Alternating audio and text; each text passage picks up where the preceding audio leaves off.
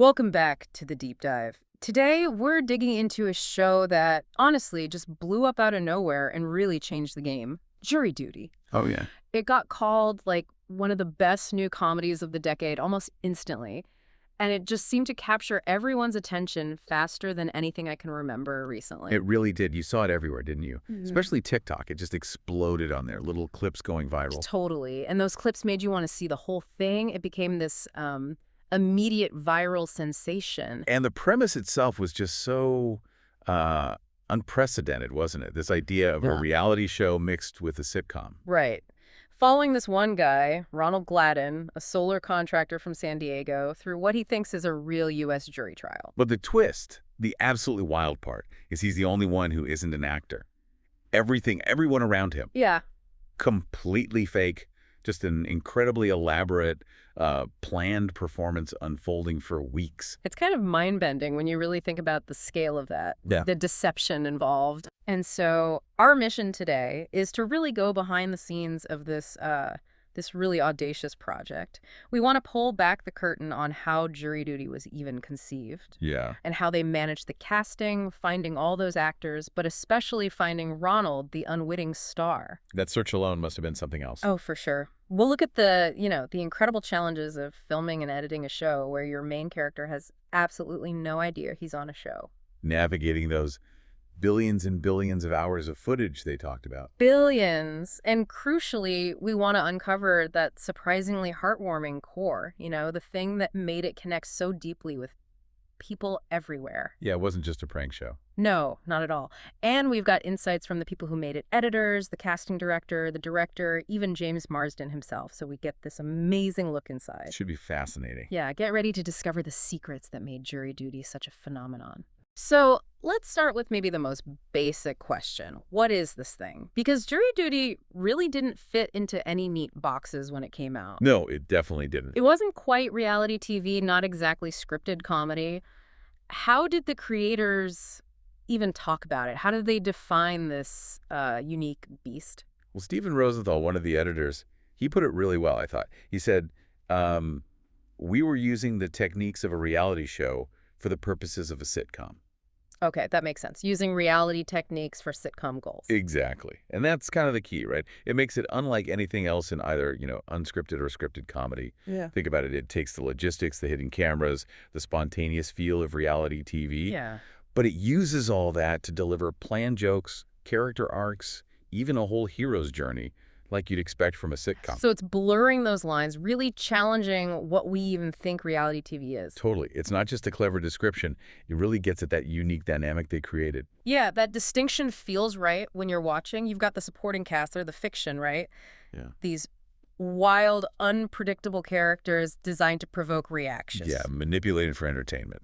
But then there's Ronald Gladden. He's the nonfiction, this totally decent guy, this solid pillar of decency, just getting tested by all this insanity. Absolutely. And that tension, that contrast between the actor's controlled chaos and Ronald's completely genuine, unscripted reactions, that's what powers the whole show, is this amazing tightrope walk. Wow. And it's pretty funny how they even pitched it. James Marsden, who plays himself. Right.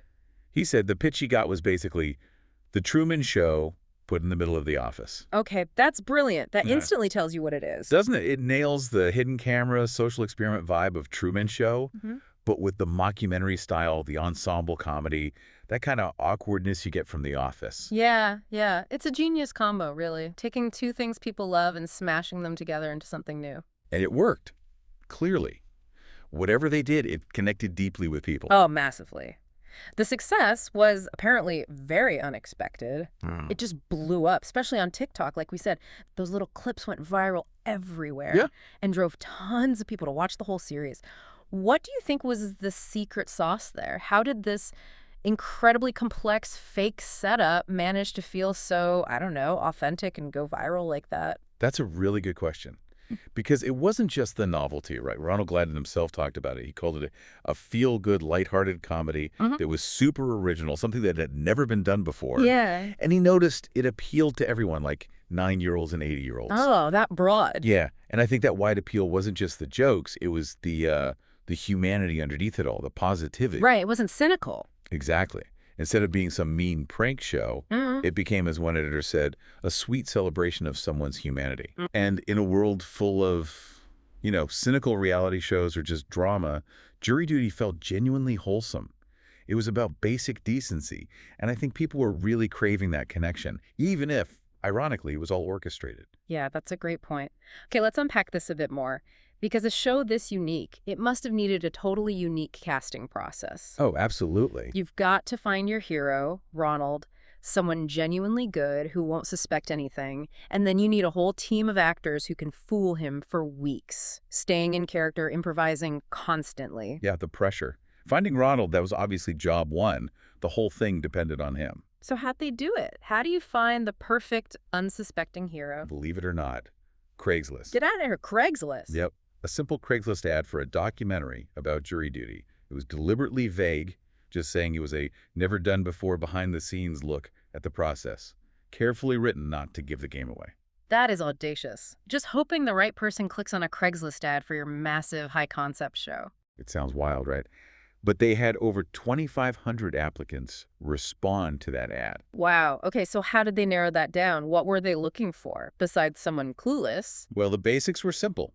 18 or older, legally able to be on a jury, and critically, they had never served on jury duty before. Ah, so they wouldn't know if the courtroom stuff was weird. Exactly. That minimized suspicion if the procedures, which were definitely weird, felt off. But beyond that, from Ronald's audition tape, they said it was obvious he was just a really good dude. You could tell right away. Apparently. He showed signs of being that compassionate, kind-hearted, generous person he turned out to be. The producers weren't just looking for gullible. They were actively banking on his golden retriever energy.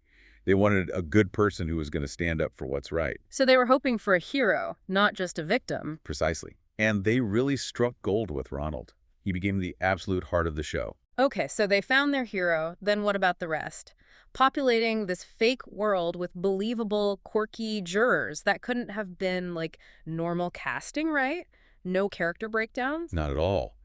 Susie Ferris, the casting director, she called it a blank canvas. Her job was to find super interesting, kind of quirky, normal-seeming people, the types you might actually see on a jury in L.A. All shapes, sizes, ages, backgrounds. You make it feel real. Yeah, and to avoid tipping Ronald off. So instead of detailed character briefs, actors just submitted 60-second self-tapes based on a couple of really general prompts. Designed to show off improv skills. Exactly. Improv skills and unique personality traits. It was less about finding someone to fit a role and more about seeing what interesting things actors brought to the table themselves. That's fascinating. So the actors actually helped create the characters through their auditions. They really did. Bold choices in those tapes often ended up defining the characters. Like Edie Modica, who played Jeannie. Her audition tape apparently just fully committed to Jeannie's specific brand of awkwardness right from the jump. Okay. Or Susan Berger, who played Barb. Her whole friggin' thing. Someone who hates spending money, especially on food. Yeah, that was hilarious. Apparently none of the casting team had ever heard that term before. But it was such strong, weird, specific choice, they built her character around it. It made her instantly memorable and weirdly authentic in her cheapness. So the actors weren't just filling slots, they were co-creating. Totally. Well, collaborating on the characters. And I heard the callback process was pretty wild too, especially doing it during COVID. Oh, it was incredibly inventive. They called it the wild callback. They set it up like a real focus group. A focus group. Yeah, at a research company. Half the people there were actors, half were just regular folks. They all watched a West Side Story trailer. Okay. Why West Side Story? Who knows? But the producers moderated the discussion afterwards. They were watching the actors, how they improvised, how they reacted naturally, the chemistry between them. They'd given the actors some prompts the night before so they could see how they handled those prompts while also interacting believably with the real people. Wow, that's clever. Testing them in a realistic, kind of unscripted setting. Exactly. That's where a lot of them apparently cemented their place. It was a brilliant way to test if they could maintain the illusion under pressure. And it wasn't just about quirky characters, right? They needed some actual legal authenticity to sell the courtroom scenes. Oh, absolutely crucial. Alan Barinholtz, who played Judge Rosen, he was a real trial lawyer for over 40 years. No way. Yeah, he said he channeled hundreds of judges he'd seen. That brought this undeniable weight and realness to the courtroom, even when the case itself was totally nuts. That must have helped enormously. Immensely. And even the main lawyers, Tricia LaFoche and Evan Williams, both former lawyers turned actors. Wow, they really stacked the deck with legal experience. They did. That commitment to authenticity lent this crucial air of realism. It helped sell the whole thing to Ronald and made the fake trial feel, kind of legit. A small detail with a huge impact. I just can't imagine the pressure on those actors, though. No script, just vague beats they had to hit. Improvising for hours. 5-6 hours a day, sometimes more. Staying in character, reacting to Ronald, knowing one mistake could blow the whole thing. How do you even prepare for that? It sounds unbelievably demanding. They said they had to be even more dialed in than in a scripted show because there was just no room for error. Their guard had to be up constantly. Don't screw this up. Yeah. They relied a lot on pre-discussed backstories for their characters, listening for cues from production, sometimes through hidden earpieces or from the fake documentary crew. It was just this constant high-wire act of improv and deception. Okay, and then James Marsden, a genuine movie star playing this ridiculous version of himself. How on earth did they get him to sign on? To basically trick an innocent guy for weeks. And how did he approach playing kind of a jerk version of James Marsden? Well, they approached him early, pitched it as an ensemble comedy, improv actors, and one guy who doesn't know. And he wasn't immediately like, whoa, prank show, no way. He was concerned. He said it sounded like a prank show, and 3 weeks felt like a long time to mess with someone. But the creators, Jake Szymanski and the team, they assured him, Ronald is not the butt of the joke. Okay, crucial distinction. Totally. They framed it as a hero's journey. The goal was to unify people, surround Ronald with these scripted, bizarre circumstances and eccentric, sort of weirdo characters, just to see how he reacts, but never being mean to him. So focusing on his reactions, not making fun of him. Exactly. That threaded needle, as Marsden called it, promising this kind, uplifting spirit instead of cruelty. That's what convinced him. It was a fine line, but they stuck to it. And he really leaned into playing that awful version of himself, the entitled Hollywood brat. It was hilarious. He totally embraced it. This heightened and absurd version, the petulant actor trying method acting but being completely out of touch. Marsden said it was so much fun playing this guy, trying to be nice but just failing miserably. Did he have improv experience? Not formally trained, he said, but he'd been on sets like Anchorman 2 and Dead to Me, where they did improv, so that helped. He actually made a journal of lines and ideas at first. Oh, really? Yeah, but he quickly realized he had to throw it all out and go with the flow. Just adapt constantly to whatever Ronald did, whatever the other actors threw at him. His willingness to make fun of himself was really key, I think. Made the character funny, not just annoying. It sounds like just a masterpiece of controlled chaos. Not just the actors, but the whole production. Which brings us to the technical side. The hidden cameras, the deception needed to film everything without Ronald catching on. Yeah, that was critical. How did they manage that? How do you film someone that much secretly? Well, the first layer of deception was brilliant. Ronald thought he was in a documentary. Right, so visible cameras were okay sometimes. Exactly. He wouldn't question seeing a camera crew in the courtroom or during interviews. But obviously, lots of scenes happened outside that controlled environment where a documentary crew wouldn't naturally be. That's where the hidden cameras were essential. Like that Margaritaville trip. That seemed like a logistical nightmare, everyone offsite. Seemingly unfilmed. Oh, that was a total masterclass in sneaky filming. A marvel, really. The director, Jake Szymanski, talked about it. The visible documentary crew made a big show of leaving early, telling everyone they were going off to eat too. Reinforcing the cover story. Precisely. But meanwhile, the production team had built these incredibly elaborate hiding spots. They called them Jimmy Buffett Margaritaville-themed camera blinds, like structures made of bamboo designed to just blend right into the restaurant's decor. No way! Yeah. Cameras hidden in scuba tank light fixtures. They even subtly boosted the lighting at Ronald's table so they could film through fake mirrors without him noticing anything strange. The detail was just astonishing. That is insane levels of planning. And I heard even the background people, the extras in Margaritaville, they were all in on it too. Every single person, to an almost unbelievable degree. Everyone else in their restaurant, the bartenders, people just walking past in the background, all extras. Wow. It was so complete, so thorough, that even hours after the big reveal, Ronald was still processing it. Asking about, like, Those people who bumped me on the shoulder and said 2 words to me, and only then realizing they were actors too. Oh my God. Szymanski called it Ronald's full-on Michael Douglas in-the-game moment. Just realizing his entire reality for weeks had been a set, coordinating every single person in that environment. Staggering logistics. And directing it all, knowing your star is unaware. That must be the absolute hardest part. Like you said, no retakes if you miss something or need a different reaction. Yeah, Szymanski called that the trickiest part. No do-overs without blowing the whole cover. So they came up with this incredibly clever workaround, stealth retakes. Stealth retakes? What's that?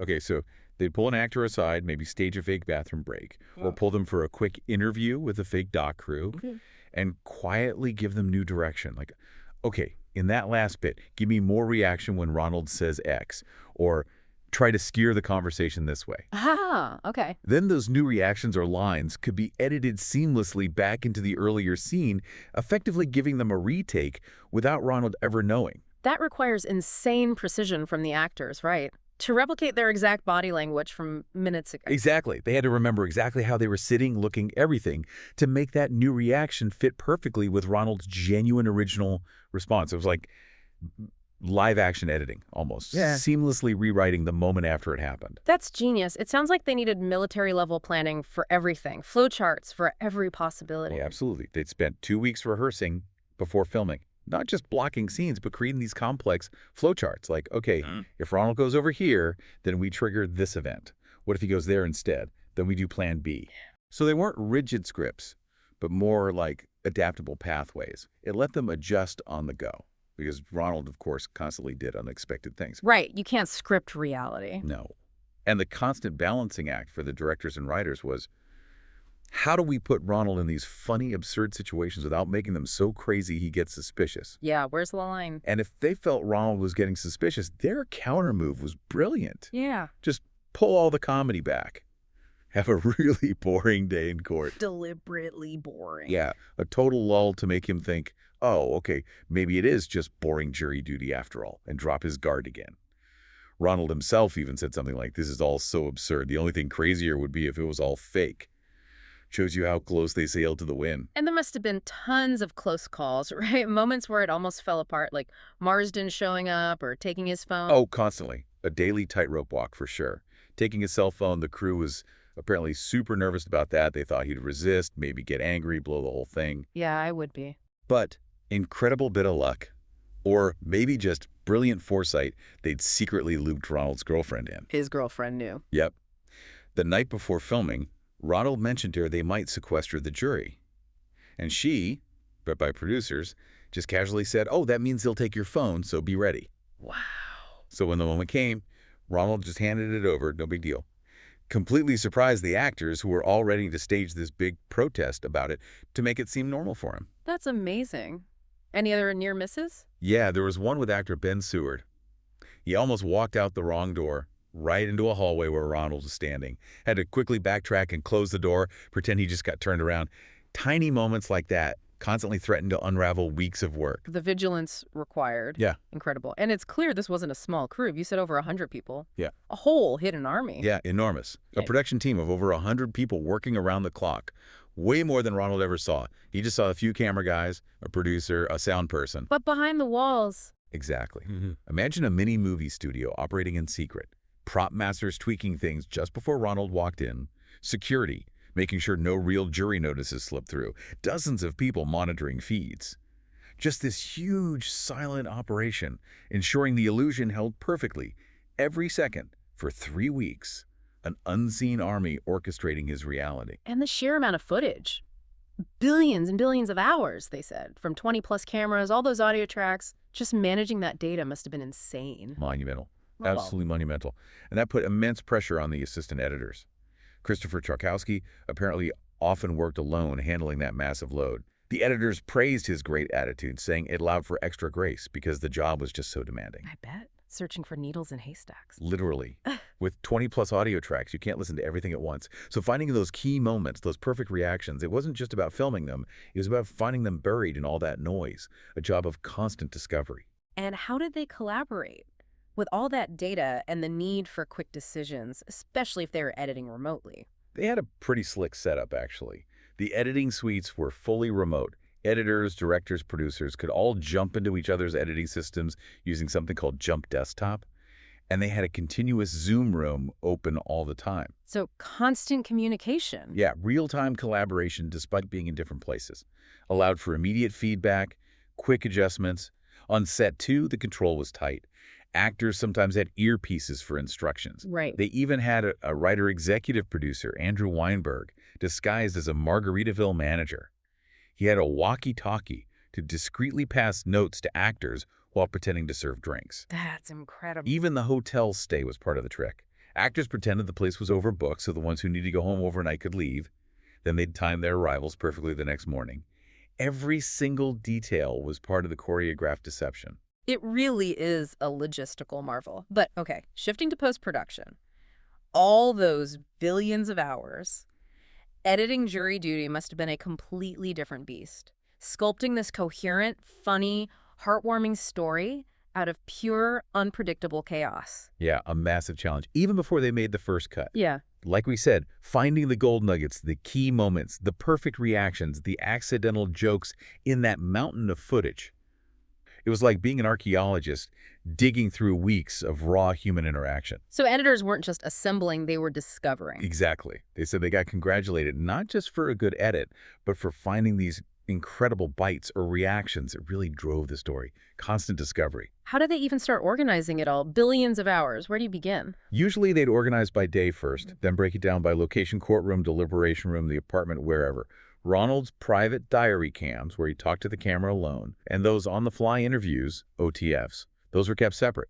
They offered direct windows into his thoughts. So editors would string together sequences based on a specific moment or topic, create these rough assemblies, and then watch them with the director and producers to figure out, okay, how do we use this? How do we highlight Ronald's reaction here? How do we build the comedy? And the finale. The big reveal episode, that must have been a monster to edit. The emotional payoff for everything. Oh, huge. Editor Mary Deschambault actually tackled that entire episode by herself, which is pretty rare for a finale like that. It was planned for 6 weeks. It took her 12. 12 weeks for one episode. Wow. Yeah, it shows you the complexity and the emotional weight. She used the footage from the actual 8-hour reveal day as her main structure. Then she meticulously wove in flashbacks, fleshed out storylines from earlier. Like she mentioned, finding the footage of the actors trying to get Ronald to order a drink first in Margaritaville. Ah, the drinking restriction. Exactly. Finding those earlier moments took on this hilarious, super satisfying new meaning once you knew the full context of the reveal. Wow. That became one of her favorite parts to cut in. Cutting that actual moment of reveal when Ronald finds out. That must have been so delicate. Getting the emotion right, making it feel authentic. Yeah, and Mary Deschambault had a specific method she used throughout the show, but especially there. She said she always cut it dry, meaning no music added until the absolute very end of the editing process. No music. Interesting. Especially for Jury Duty, she felt it was crucial. The show uses very little music, almost none. By cutting it dry, especially in the reveal, those moments of dead air, those pauses, they let the audience feel the moment with him. It created this raw, real feeling. She focused entirely on Ronald's face as he's processing, slowly bringing in the actor's little smiles and smirks to build tension before it all breaks, just letting his genuine reaction carry it all. That makes sense. Beyond the reveal, how did they make the court case itself interesting? It was designed to be, stupid and unrealistic. How do you make that watchable and make us care? That was a big editorial hurdle. They had to make this deliberately nonsensical case feel engaging. Their strategy was to focus intensely on Ronald's investment in it. Okay. See it through his eyes. Exactly. Find the funny bits, sure, but mostly find the moments where Ronald was clearly taking it seriously, trying to figure things out, showing his sense of duty. Connect those moments to things that would pay off later in deliberations. It wasn't about the legal absurdity. It was about highlighting how much Ronald cared, so the audience would care too. Finding the human story inside the fake case. And it really sounds like editing was almost like another layer of writing the show, shaping the story after it was filmed. It absolutely was. They described the post-production as involving a ton of collaboration.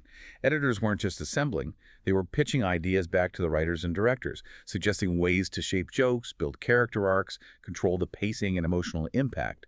They were effectively writing a whole other layer to make the show come together, building on the initial story beats the writers had planned. That collaboration in the edit bay was absolutely vital to crafting the final product. So with all that footage, all that crafting, there must be amazing stuff that just didn't make the final cut. Any unused gold they talked about. Oh, definitely. Lots of mentions of wishing they could have done a whole episode just on the Margaritaville trip.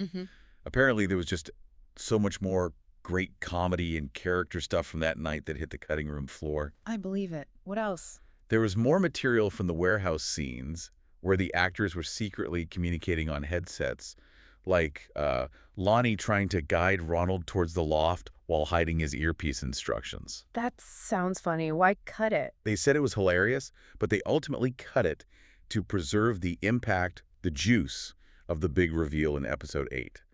They wanted the audience to be just as surprised as Ronald was when the full extent of the hidden communication was shown. Okay, saving the surprise. I also heard something about Todd's Jorf shirt. Yes, the infamous Jorf shirt.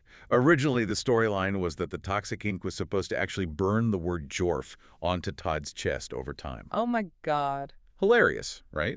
Perfectly fit the show's absurdity. But yeah, cut for time. Just shows how much good stuff they had to work with. And maybe one of the biggest changes was in Margaritaville again. Originally, there was some kind of hot wings challenge for a free meal, but they felt it was too thin, didn't offer enough character stuff. So they replaced it. Yeah, with the arm wrestling bit. James Marsden, in character, offering to pay the whole jury's bill if someone could beat him. And then he deliberately lost to Ronald. Creating that hero moment. Exactly. But what made it even better was Ronald's genuine reaction. He naturally tried to get someone else to arm wrestle Marsden, feeling like it wasn't his place to win. Just perfectly captured his humility and decency, even in that engineered moment. That's fantastic. Every detail, even the unscripted ones, feels so carefully aimed at building Ronald's journey. Which brings us back to the core of it all, the ethics. How did they make sure this elaborate deception was a hero's journey and not just cruel? That was apparently the absolute #1 rule from day one, non-negotiable. This was not a prank show. The joke was never to be on the hero character. Explicitly stated. Yeah. Producers said, whatever you do with Ronald, punch up to Ronald because he's so tall, but no punching down. The goal always was for Ronald to be able to look back on this and be proud of his participation. They called it comedy with heart. That ethical line guided everything. So it wasn't about laughing at him, but laughing with the situation and celebrating how he handled it. Precisely. Jake Szymanski, the director, he didn't even call them pranks on Ronald. He described them more like showing you something that's happening around you and how will you help or not? How will you engage? The whole show was designed to showcase Ronald's goodness, his patience, his empathy, his decency when faced with the absurd. He consistently shows us the best version of ourselves, proving you can be a good person even when surrounded by craziness. That ethical framework is what made it feel moving, not just funny. Okay, so after weeks of this, the big reveal finally happens. How did Ronald actually react, learning his whole life for 3 weeks was fake? Was he angry, relieved, confused? He called it sensory overload, which makes total sense, right? He also admitted he'd had a gut feeling the whole time that something wasn't right. They even caught him on camera saying, I feel like I'm on reality TV. This can't be real. Wow, he was close. So close. But crucially, the second the reveal happened, the actors immediately rushed to reassure him, telling him the relationships we formed were real. Ah, that's important. Super important. Ronald said that reassurance honestly is what made the whole thing worth it for him. It let him process the deception and understand the good intentions behind it. And didn't hurt that there was a nice payday involved, too. No, probably didn't hurt. He got $100,000 for his time and trouble, which he said he plans to use for, quote, surviving in Southern California and spoiling my little corgi puppy, Meatball. Good for him. And Meatball. But Ronald himself, he feels weird being called a hero, right? What's his take on the show's impact, and what does it say about what audiences want right now? Yeah, he does feel weird about the hero label. He put it very simply. All I was doing was just trying to be a decent human being, show kindness to everyone, be respectful, help people who need it, just be good to each other. It really is that simple. Wow. And that simple message clearly hit home. The show became this sweet celebration of someone's humanity, mixing the big laughs with these genuinely moving moments. It was a reminder, as someone involved said, that decency is really valued and decency is really important. In a time that often feels cynical or divided, jury duty felt refreshing, uplifting. It proved kindness can be great TV. Such a needed message. So given all that success, the huge positive reaction, the big question, season 2. Is it happening? Ah, the $1 million question, or maybe the $100,000 question everyone asks. But the creators, and James Marsden too, they seem unsure how you'd even do it again. The cat's out of the bag now, right? Oh, exactly. How do you find another Ronald who hasn't heard of the show? Yeah. I feel like you'd have to shift into more of a Truman Show vibe, or maybe the audience knows that the person knows they're on a show. But that changes the whole magic, doesn't it? Totally different show. Yeah. Marsden even joked he'd only do it again if he was the one being fooled this time. Huh. That would be meta. It would. But seriously, recapturing that lightning in a bottle, that genuine unawareness and the innocent hero's journey, it's probably impossible. The risk of it just feeling like a pale imitation is really high without that core element. Yeah, makes sense. So wrapping this up then, jury duty. It really did defy all expectations, didn't it? Mixed reality TV tricks with sitcom writing to create this genuinely heartwarming story about Ronald Gladden. A total masterclass in controlled chaos, meticulous planning, but also, importantly, ethical storytelling, proving you can be hilarious and celebrate basic human goodness. It's this powerful example of how intentional storytelling, even when wrapped in deception, can highlight something really positive and true about people. Absolutely, and sort of redefined what unscripted TV could be, showing that authenticity can actually bloom from the most complex fakes as long as the heart is in the right place. So maybe the final thought for you listening is, what does this deep dive into jury duty tell you about human nature? In a world that feels increasingly full of constructed realities, online and off, can we still find the authentic? Can we, like Ronald, choose to be good to each other, even when everything around us seems fake?